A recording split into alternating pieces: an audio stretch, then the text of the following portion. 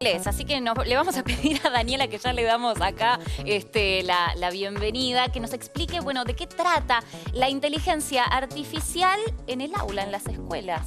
Bueno, primero gracias por la invitación, Azul.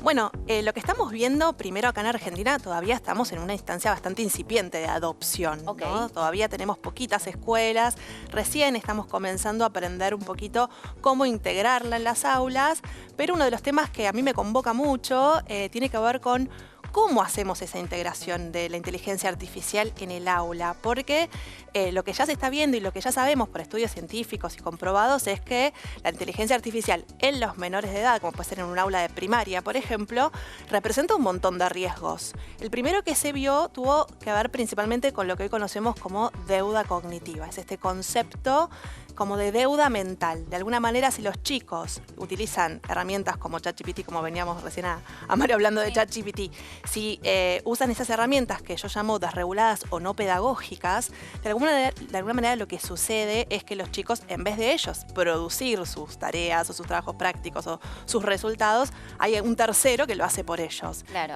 la clásica, inventa un cuento con estas 3 palabras, y en vez de ponerse a pensar y a crear, incluso, lo ponen en ChatGPT. Exacto, o incluso resolvamos este problema matemático. Sí.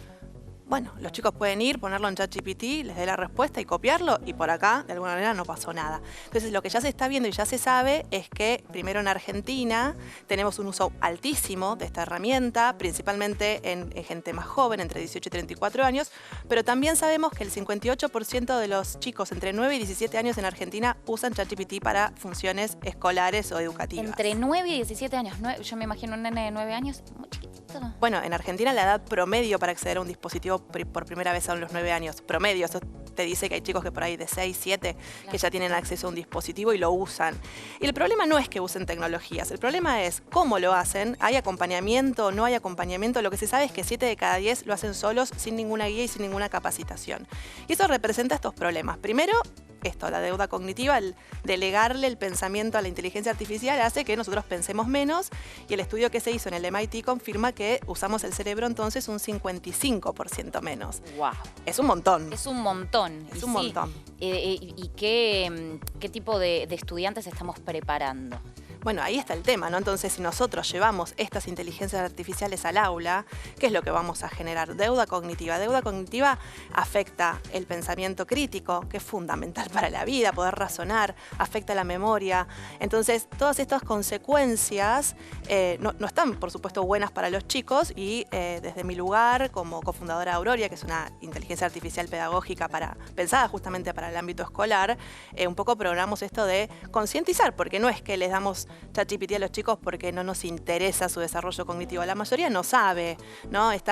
Por ahí es un tema muy incipiente y en el que hay que, bueno, por eso agradezco estos espacios, porque nos permiten llevar a las familias y a las escuelas esta información súper necesaria que tenemos que saber antes de incorporar una inteligencia artificial en el aula. Es que ya no, acá me dice Analía, y tiene totalmente razón, ya no se puede negar que al chico se le dé la herramienta para que haga trabajos prácticos o lo que sea con la computadora. Así como yo soy de la época del Encarta. Bueno, yo también. Sí. Pero no te la hacías sola, tenías que leer. Bueno, es como la transición por ahí la Encarta o Google incluso. En Google, al menos, los chicos, si buscan información, tienen muchos resultados, tienen que elegir cuál de esos resultados les parece mejor, tienen que aplicar pensamiento, tienen que resumir, tienen que cortar, pegar. Digo, había un proceso en el que los chicos estaban activos. El problema con las herramientas de inteligencia artificial es que te ponen en un lugar muy pasivo, y coincido en esto, no es una cuestión de prohibir, porque claramente es un tanto utópico, me parece, pensar que podemos prohibirlo, considerando de que ya invadió todos los espacios. ChatGPT alcanzó los 100 millones de usuarios en 2 meses, lo que le llevó 10 años a Netflix, por ejemplo. Digo, entonces, si hacemos esa comparativa, podemos ver el nivel de penetración en nuestras vidas, de todos y en muchos ámbitos, fue muy rápido, es muy alto. Argentina es uno de los países de mayor uso, es uno de los países con la mayor cantidad de usuarios pagos en ChatGPT, o sea, hay mucho uso. Entonces, es una cuestión de concientizarnos, no de no usarla, sino qué usamos y qué le ofrecemos sobre todo a los chicos. Deuda cognitiva es uno de los riesgos. Otro tiene que ver con acceso a contenidos inapropiados. Muchas veces los padres usamos controles parentales en Google, en YouTube, filtramos los contenidos que los chicos pueden ver, pero ChatGPT digamos, de alguna manera es como rompe esa secuencia de filtro. Sí. O Gemini o la que sea que usen los chicos. Siempre uso ChatGPT de ejemplo porque es la más usada, pero podría ser cualquier otra.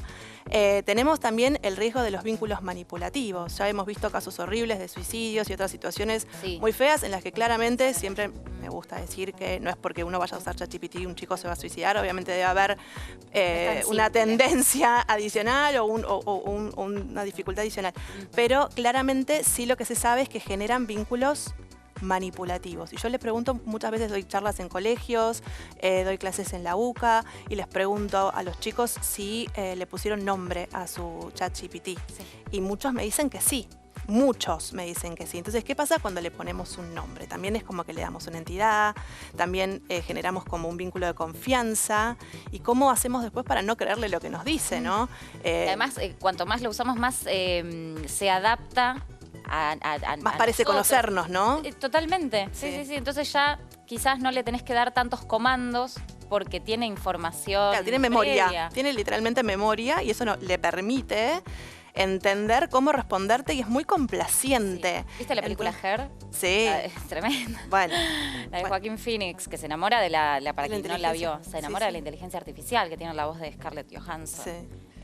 Y bueno, con esa voz nadie lo va a culpar, bueno, pero es verdad, pero es verdad que se empiezan a generar estos vínculos, creo que lo vamos a ver cada vez más en la sociedad, pero volviendo al aula, ahí lo importante es saber que existen muchos riesgos, pero que no todo es tampoco un mundo de terror, en donde en otros países ya se han implementado inteligencias artificiales pedagógicas como Aurora y han encontrado excelentes resultados. Claro. Entonces, hay formas de acercar la inteligencia artificial a los chicos de forma pedagógica y segura.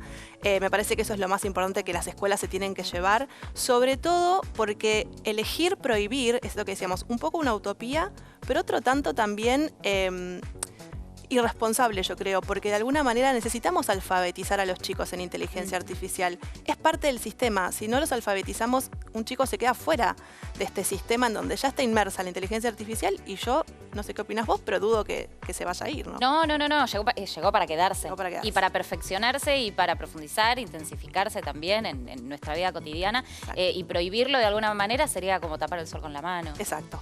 Coincido 100%. Y dejar desamparados a muchos chicos que justamente tienen que tener herramientas para ser quizás un poco más, para ser más inteligentes que la inteligencia, ¿no? Usarla como herramienta y que no te lleve puesto.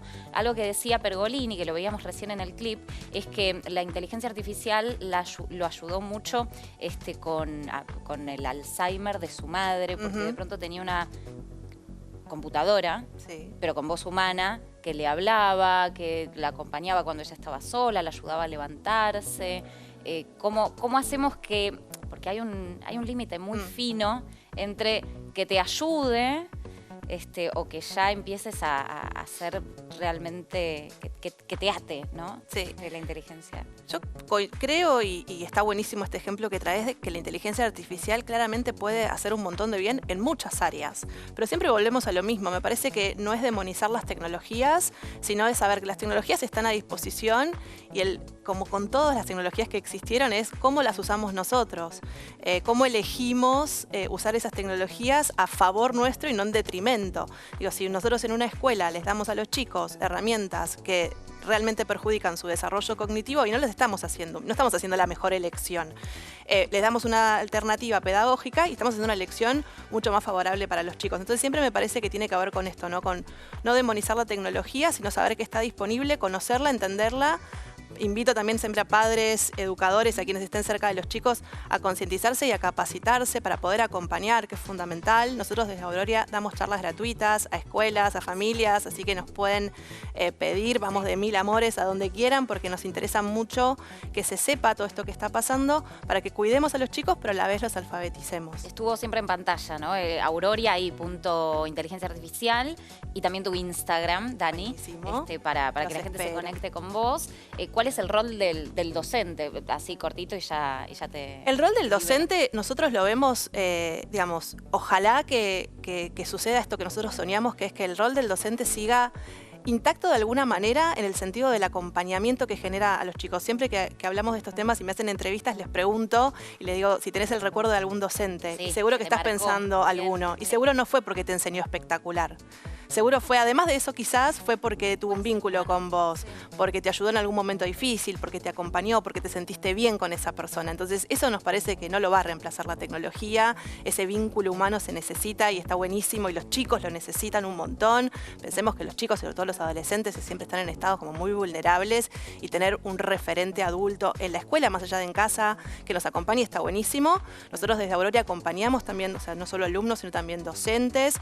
La herramienta tiene un perfil para el docente para que puedan hacer las cosas que tienen que hacer. Sabemos que el docente vive abrumado, entonces que puedan generar sus clases, sus secuencias didácticas y demás, utilizando una herramienta pedagógica de inteligencia artificial que además se personaliza para la escuela. Entonces, si vos trabajás en una escuela con determinado marco o con determinados valores y determinado programa educativo, nosotros personalizamos la herramienta para que cuando generan actividades y otras acciones que necesita un docente, como exámenes o demás, puedan hacerlo dentro de ese marco y les resulte mucho más sencillo. Es súper rápido, es súper fácil. Eso también, no hace falta ser experto en tecnología para nada. O sea que la pandemia nos ayornó un poco. O nos ayornó. Yo creo que al docente ayornó. lo ayornó un montón Sí, el nivel, pero a nivel tecnológico. las primeras semanas fueron re difíciles. Sí. Yo tengo una hija que ahora tiene 12, pero estaba en segundo grado en ese momento y fue... al principio fue difícil, pero has puesto que, no sé, levantarle un monumento a la maestra que tuvo, porque sinceramente una docente con cierta cantidad de años que ya por ahí no estaba tan ayornada y se ayornó y era espectacular la labor que hacía. Entonces para mí el docente es alguien al que hay que cuidar, hay que reivindicar y ayudarlo y acompañarlo a resolver la presión enorme que tiene de la currícula, de las familias. Y nosotros tratamos de hacer eso no solo para que puedan crear actividades, sino también para que puedan personalizarlas. Hoy hay muchos diagnósticos a veces, chicos con diferentes dificultades, y el docente tiene que poder personalizar y eso lleva mucho tiempo, es mucho trabajo.